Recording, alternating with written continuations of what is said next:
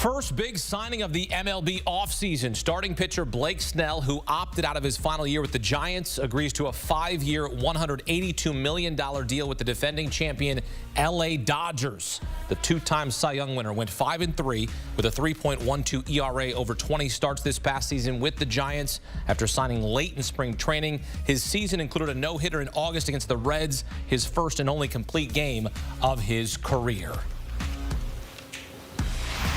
And for more, welcome in CBS Sports MLB insider Jim Bowden. And Jim, look, Blake Snell to the Dodgers. Pretty good deal for them. What more can you tell us about how this deal got done?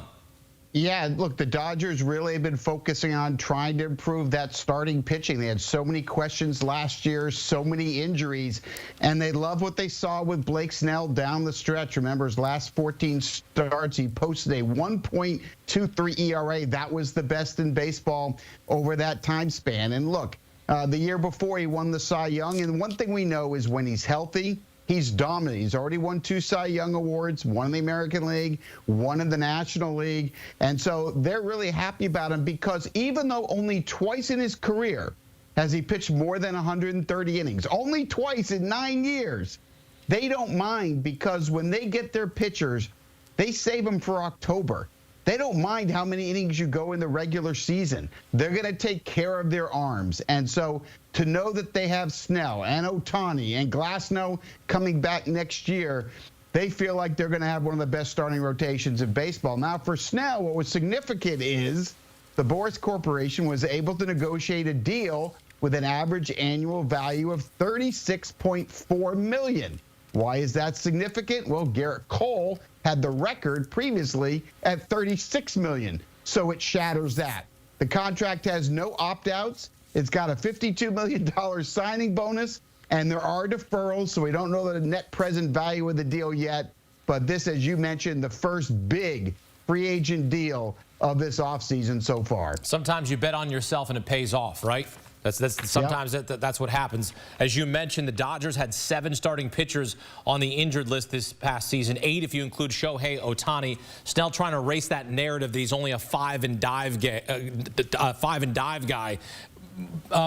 Jim, what do you think? What do you think of the fit here for Snell to the Dodgers?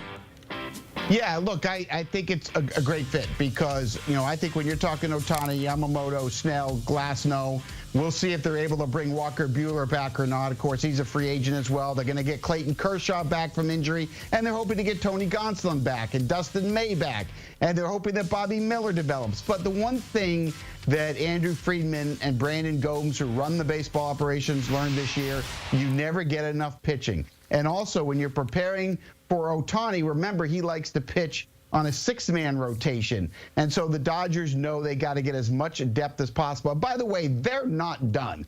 You know, I'm being told by a lot of really good sources in this game that the Dodgers, the Red Sox, Yankees, and Mets all have checkbooks ready. They're ready to play checkbook baseball. All 4 of those organizations are everywhere, and especially on Scott Boras' clients. So this is just the first domino to fall. Dodgers aren't done by any means. And this pitching market, if you're Corbin Burns or you're Max Fried right now, you are smiling ear to ear because this is only going to help how much they're going to get paid. Jim, how much does this move impact their pursuit of Roki Sasaki, the young Japanese pitcher?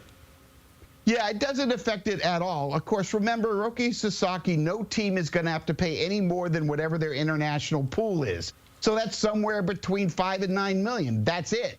So, you know, with Sasaki, look, all 30 teams are going to want him. Doesn't cost a lot of money.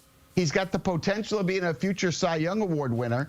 But there's been a lot of questions if Sasaki wants to go to the Dodgers. What I'm being told is that endorsements are going to be very important to him because he knows if he comes here, he's got to wait 3 years before he's eligible for salary arbitration. Got to wait 6 years before free agency. So how is he going to get paid? It's called endorsements back in his home country in Japan. And what they've learned is you can't really get endorsements if you play on the same team with Shohei Ohtani because he's going to get all of them. So there's a big idea with his agency, the Wasserman Agency, that he's going to probably be better off signing in another market, maybe in a New York market or a Philadelphia market. So I don't think the Dodgers are confident that they're going to be able to get him. So when you get a chance to get a 2-time Cy Young Award winner like Blake Snell, you pull the trigger, and that's what they did. Yeah, they also got Yamamoto, so you're talking about trying to get a sliver of that pie, if you will, and as we're a couple days out of Thanksgiving, sliver of that pumpkin pie, my favorite pie. The Dodgers are one of 5 teams that have reportedly made an offer to Juan Soto. Other teams include the Yankees, Mets, Red Sox, and Blue Jays. Jim, what's the latest on the Soto sweepstakes? Yeah, the Phillies are in on that as well, by the way. So add them to your list of teams that have met with Juan Soto. So Soto has met with all of the owners as well as GMs and managers. All of those teams have given their pitch on what their franchise looks like now, what their farm system looks like, what their plan is going forward. So Juan has a pretty good idea where they're coming from. And now the offers are coming in.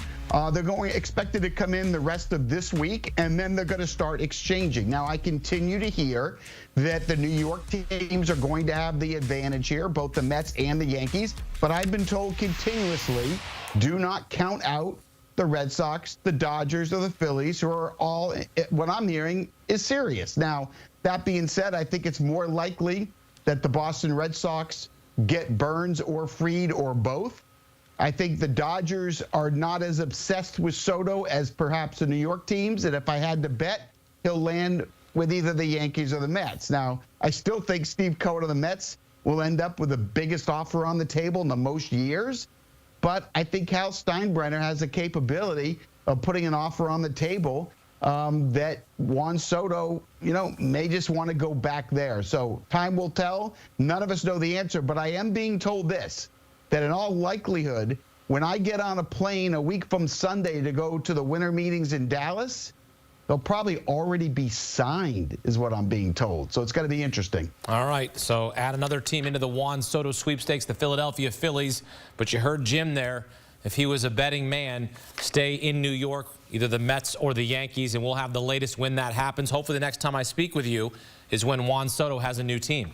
That'd be pretty good. I'm looking forward to it. One of the best players of this generation. I can't wait. Jim, have a happy Thanksgiving, my friend. Same to you, Akeem. And a happy Thanksgiving for Blake Snell as he agrees to a monster deal with the LA Dodgers. 5 years, $182 million. As you take a look at the top free agents, according to CBSSports.com, one of them scooped up on this night by the LA Dodgers. Of course, we're keeping an eye out for Juan Soto, Corbin Burns, Alex Bregman, and Max Fried. But certainly, as you heard Jim, the market now for Burns and Fried goes up with the deal that Blake Snell has agreed to.